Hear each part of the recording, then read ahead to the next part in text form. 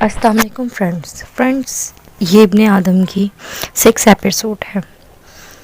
میں شرمین کو Oscar award ملنے پہ خوشی کا اظہار کر رہی تھی تو اس کو اسکر بھی تو تم اس موضوع پہ کام کرنے پہ ملا تھا، کرتی وہ مغرب کے کسی تکلیف دہ پہلو پہ کام۔ پھر میں دیکھتا وہ تعصب پسند گورے کیسے اس کو ایوارڈ دیتے ہیں۔ وہ تو خطرناک حد تک تلخ ہوا تھا، اور جہاں تک بات موضوع کی ہے تو میں بھی اس موضوع پہ کام کرنا چاہتا ہوں، اس کی مذمت کرنا چاہتا ہوں۔ اب میری دفعہ تمہیں خواتین کے جذبات کا خیال آ گیا؟ کیا شرمین کی ڈاکومنٹری میں خواتین نہیں تھی؟ کیا ان کو ساری دنیا نے نہیں دیکھا ہوگا؟ ہاں، تم نے سوچا ہوگا کہ جب ساری دنیا اس بہتی گنگا سے ہاتھ دھو رہی ہے تو تم کیوں پیچھے رہو؟ اپنی خفت پہ قابو پانے کے چکر میں بہت غلط جملہ اس کے منہ سے نکلا تھا۔ اس کی بات پر خضر کا چہرہ ایک دم سرخ ہوا تھا۔ وہ کچھ لمحوں کو تو ششت سا رہ گیا۔ اس نے بامشکل خود کو مشتعل ہونے سے روکا تھا۔ بہت غلط بات کر رہی ہو تم عرفہ عزیز۔ اس کے چہرے پر ایسا کچھ تھا کہ عرفہ جیسی لڑکی کو بھی سانپ سونکھ گیا۔ وہ بہت غصے سے ٹی وی لان سے نکل کر اپنے بیڈ روم کی طرف چلا گیا۔ اس نے پوری قوت سے بیڈ روم کا دروازہ بند کیا تھا۔ اس کے اس انداز پر عرفہ کا رنگ فک ہو گیا۔ اس نے زندگی میں پہلی دفعہ اسے اتنے اشتعال میں دیکھا تھا۔ وہ تو انتہائی دھیمی مزاج کا بہت صبر و تحمل والا شخص تھا۔ اسے اپنا دل ڈوبتا ہوا محسوس ہوا۔ اس نے بہت مایوسی سے سامنے والے بند دروازے کو دیکھا۔ اسے پہلی دفعہ اپنے اوپر شدید غصہ آیا۔ اس دن نتاشا کی سالگرہ تھی اور وہ اس کے لیے پھولوں کا گلدستہ اور کیک خرید کر بہت تیزی سے راحت بیکرز کے سیڑھیاں اتر رہی تھی جب اس نے اپنے بالکل سامنے موہت کو اس میدے کی بوری جیسی رنگت کے حامل لڑکی کے ساتھ دیکھا، اور اسے دیکھ کر بری طرح چھٹپٹا گیا۔ اس نے بے یقینی نظروں سے اسے دیکھا۔ وہ اس سے نظر چرا رہا تھا کیونکہ وہ اس کی نتاشا کے ساتھ دھواں دار محبت کی سب سے بڑی گواہ تھی۔ یہ تم آج کل شطر بے مہر کی طرح کہاں گھومتے رہتے ہو جو ہمارے لیے ٹائم ہی نہیں ہے؟ کل خضر بھی گلہ کر رہا تھا کہ اس نے افغانستان سے آنے کے بعد تمہیں کتنے ٹیکس کیے مگر تم نے کسی کا جواب بھی نہیں دیا۔ اس نے آج اسے آڑے ہاتھوں لینے کا فیصلہ اچانک ہی کیا تھا۔ سیاہ سوٹ پر اس کی رنگت اس وقت مدھم رہی تھی۔ اپنے ساتھ اس لڑکی کی موجودگی میں عرفہ کی اس سرعام کلاس سے اس کی رنگت ایک دم متغیر ہوئی تھی۔ بس یار کچھ بزی تھا اس لیے ملوں۔ یہ میرے دوست ماہم ہے، ابھی بھی اس نے شوبز جوائن کیا ہے۔ وہ زبردست مسکراہٹ کے ساتھ اس لڑکی کا تعارف کروا رہی تھی جو عرفہ کے حسین سراپے سے بری طرح خائف ہو کر اپنی پارکنگ کی طرف دیکھ رہی تھی۔ ہیلو، عرفہ نے کسی بھی مسکراہٹ سے بے نیاز ہو کر اسے ہیلو کیا تھا اور پھر اس سے بے جان بوجھ سمجھ کر نظر انداز کر کے ایک دفعہ پھر موہت کی طرف متوجہ تھی۔ اس کا انداز سراسر چھڑانے والا تھا۔ ماہم کے تن بدن میں آگ ہی تو لگ گئی تھی، تبھی وہ انتہائی بیزاری سے اپنی رسٹ واچ پر بار بار ٹائم دیکھ رہی تھی۔ ہاں یار، آؤں گا بہت جلد۔ تم سناؤ کیسی ہو اور آج کل تمہارا کام بڑے زوروں پر ہے؟ ابھی پچھلے دنوں میں نے تمہاری اسلام آباد کی کچی آبادی پر بنی ڈاکومنٹری دیکھی تھی، کمال کر دیا تم نے، وہ عجلت بھرے انداز میں بولا۔ حیرت ہے آج کل تمہارے پاس کچھ اور بھی دیکھنے کا ٹائم ہے، ورنہ مجھے تو لگتا ہے کہ تم آج کل زمین پر دستیاب ہی نہیں ہو۔ اس کے ٹھیک ٹھاک طنز پر ایک لمحے کو بکھلایا تھا۔ اینی وے، بہت جلدی ملاقات ہوگی۔ اپنی تازہ ترین مصروفیات سے وقت ملے تو کال کر لینا، پھر کوئی مل بیٹھنے کا پروگرام بنائیں گے۔ اسے لگا تھا کہ اس کے الوداعی کلمات پر موہت نے بے ساختہ سکون کا سانس لیا تھا۔ تبھی وہ فوراً اختتامی کلمات ادا کر کے اس کی بیزاری سی لڑکی کے ساتھ راحت بیکرز میں گھس گیا تھا۔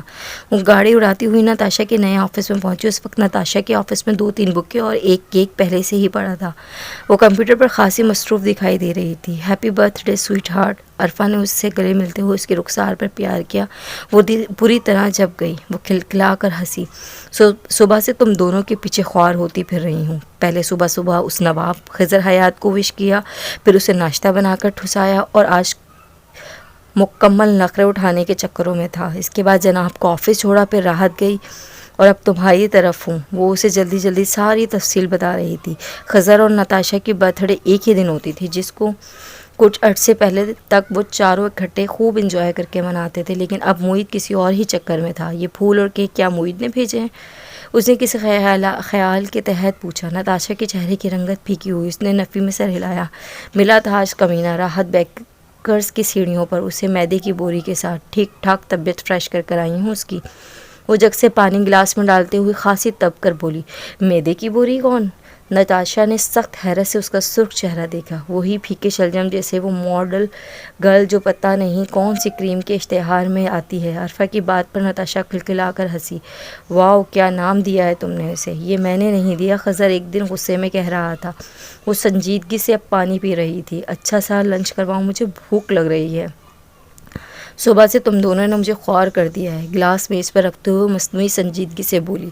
ہاں رات کا ڈنر منال پر ہم دونوں کو خضر دے رہا ہے، اس نے مزید ایک اور اطلاع دی۔ لو خواہ وہ بدک گئی، میں خواہ اس اہم دن پر ایک ہڈی بن کر دونوں درمیان میں نہیں بیٹھ سکتی۔ تم کون سا پہلی دفعہ بیٹھو گی؟ ایسا ہمیشہ سے ہوتا آیا ہے۔ تمہاری بھی کیا معید کی طرح یادداشت کھو گئی ہے؟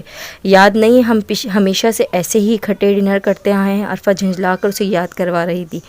پہلے کی بات اور تھی عرفہ، اس وقت ہم چاروں اکٹھے ہوتے تھے۔ اس کی سمجھ میں نہیں آ رہا تھا کہ کسی طرح اپنی بات کی وضاحت کرے۔ کیوں؟ اب ہم تینوں کے کیا سنگ اگائے ہیں؟ کیا معید کوئی 30 مار خان تھا جو اس کے بغیر نہیں کیا جا سکتا؟ ہمیں کوئی اغوا کر لے گا آج کے دن تو کم از کم۔ نتاشا ہمدانی، تم کوئی بونگیا نہ مارو، وہ کیک کے ڈبے سے فریش کریم انگلیوں سے چاٹتی ہوئی جل کر بولی۔ تم یہ بتاؤ تمہاری خضر کے ساتھ صلح کب ہوئی؟ آخری دفعہ تو تمہاری زبان نے خوب شر پھیلایا تھا۔ نتاشا نے پلیٹیں نکالتے ہوئے مسکرا کر پوچھا، کیونکہ اس لڑائی کے بعد وہ سیدھے اسی کے پاس آئی تھی۔ میں خواہ ڈرتی رہی، شام میں ایک بکے اور سوری کا کارڈ لے کر اس کے فلیٹ میں گئی تو وہ کمینہ پھر تربوز کھا رہا تھا۔ مجھے دیکھتے ہی بولا، عرفہ آ جاؤ، بہت میٹھا ہے، مل کر کھاتے ہیں۔ وہ مجھ سے اور میں اس سے کبھی خفا رہ ہی نہیں سکتے۔ اس کے لہجے میں بھرپور اعتماد تھا۔ اللہ تم دونوں کو ہمیشہ ایسا ہی ہنستا بستا رکھے، وہ خلوص دل سے کہتے ہوئے کیک کاٹنے لگی۔ عرفہ نے بہت غور سے اس کا چہرہ دیکھا۔ ایک بات پوچھوں نتاشا؟ وہ سوالیہ انداز میں اسے دیکھتے ہوئے بولی۔ کیا معید کے بارے میں کچھ پوچھنا ہے؟ اس نے 100% درست اندازہ لگایا تھا۔ وہ کچھ حیران ہوئی تھی، پھر تھوڑا سا جھجکتے ہوئے بولی، معید نے اس دفعہ کچھ زیادہ عجیب نہیں کیا۔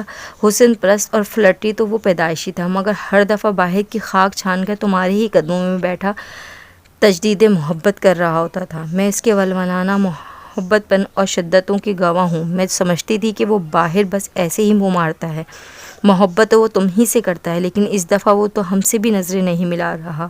عرفہ کو دکھ ہوا تھا، وہ کچھ دن تک اب تم لوگوں سے نظریں ملائے گا بھی نہیں۔ اس کے بعد ڈھیٹ بن کر تم لوگوں کو بھی بتا دے گا کہ اس نے ماہم قریشی کے ساتھ کورٹ میرج کر لی ہے۔ نتاشا نے ایک ہتھیار ہی تو عرفہ کے سر پر مارا تھا۔ وہ سخت بے یقینی، تعجب اور صدمے کی کیفیت کے زیر اثر نتاشا کا سپاٹ چہرہ دیکھ رہی تھی۔ نتاشا وہ مشکل بولی، کب اور تمہیں کس نے بتایا؟ جس دن میں دبئی گئی تھی اسی سے 2 دن پہلے اس نے گھر والوں کی مرضی کے خلاف اس نے کورٹ میرج کی تھی۔ اس کے بعد ماموں ممانی نے اسے گھر سے نکال دیا، وہ ایک فلیٹ میں رہ رہا ہے۔ وہ بہت ضبط کا مظاہرہ کر رہی تھی اور تم نے ہمیں بتایا بھی نہیں۔ اسے سخت دھچکا ہی تو لگا تھا۔ وہ پھٹی پھٹی آنکھوں سے اسے دیکھ رہی تھی جو 1-1.5 ماہ سے اس قدر تکلیف دہ بات اکیلی ہی برداشت کرتی آئی ہے۔ کیا بتاتی یار، اس نے مجھے کوئی خاندان بھر میں تماشا بنا کر رکھ دیا ہے۔ مجھے دکھ اس کی شادی کا نہیں، ان الفاظ کا ہے جس نے میری شخصیت کے پر خچے اڑا دیے ہیں۔ وہ ماموں سے اتنا ڈرتا تھا لیکن ماہم کے لیے اس کے سامنے ڈٹ گیا۔ اس نے ماموں سے کہا، آپ اپنی عام سی شکل صورت کی بھانجی کو زبردستی میرے سر منڈھانے چاہتے ہیں، اس کے لیے آپ کو کوئی احمق ڈھونڈنا ہوگا۔ مجھ سے کسی قربانی کی امید نہ رکھیں۔ آنسو کی اس آنکھوں سے ایک قطار کی صورت میں بہہ رہی تھی۔ وہ اپنے نچلے لپ کو بے دردی کے ساتھ کچل رہی تھی۔